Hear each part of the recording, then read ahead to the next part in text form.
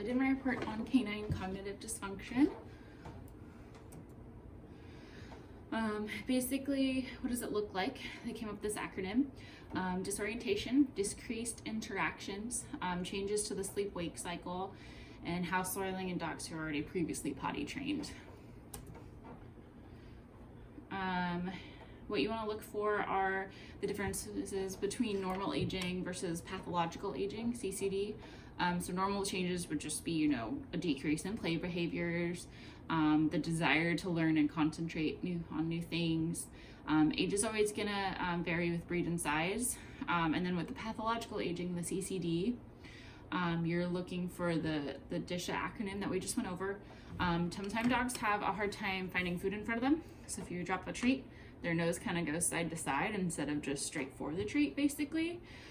They have an increased wandering or pacing behavior, seemingly for no reason, and sometimes frantically, often in a pattern, so just like back, forth, back, forth, back, forth. Okay, so what exactly is affected?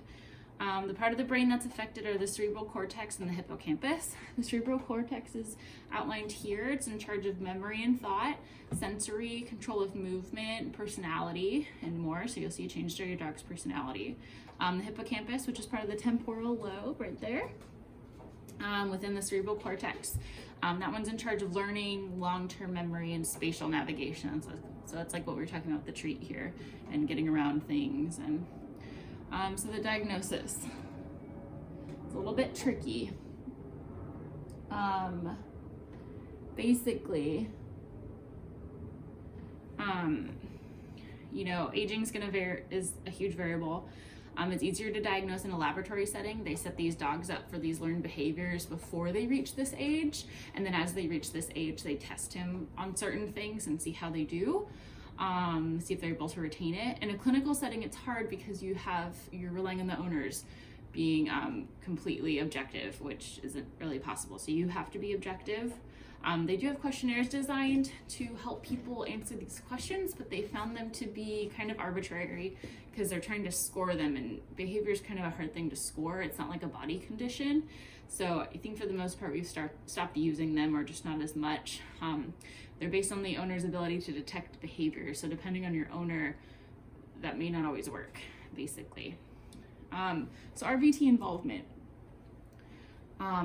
It's your job to get a thorough history. If you detect any of these signs in a case you're working on, you want to try not to ask too many leading questions. It's really easy to get clients to accidentally answer things the way you want them to be answered.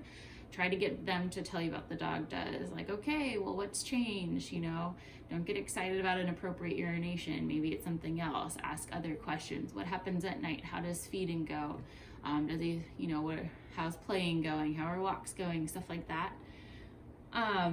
You can suggest ways to make the dog more comfortable if you think they're going through this. They have washable diapers that you just have to make sure clients are going to wash them, or disposable.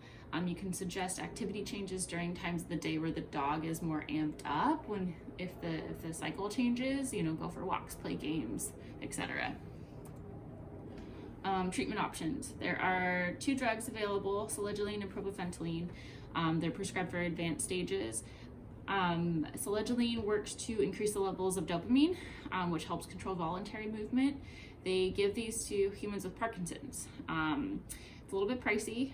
And propofentyline drug class, xanthine, so it increases oxygenation and also therefore increases oxygen that reaches the brain, basically. Then for treatment options, you have nutritional ones. They have a couple of supplements. They basically include antioxidants that counteract the waste products built up by the body and the brain, and they stop any damaging effects they can have on the brain and nerves. It also contains substances that help promote nerve function. So Activate and Senalife do that. And Hills BD is a food product that acts to do that as well. It contains some similar things. That one seemed, not a terrible price if you have a normal sized dog. I think if you had a Great Dane, it'd be kind of expensive. It's about $70 for a 17.5-pound bag.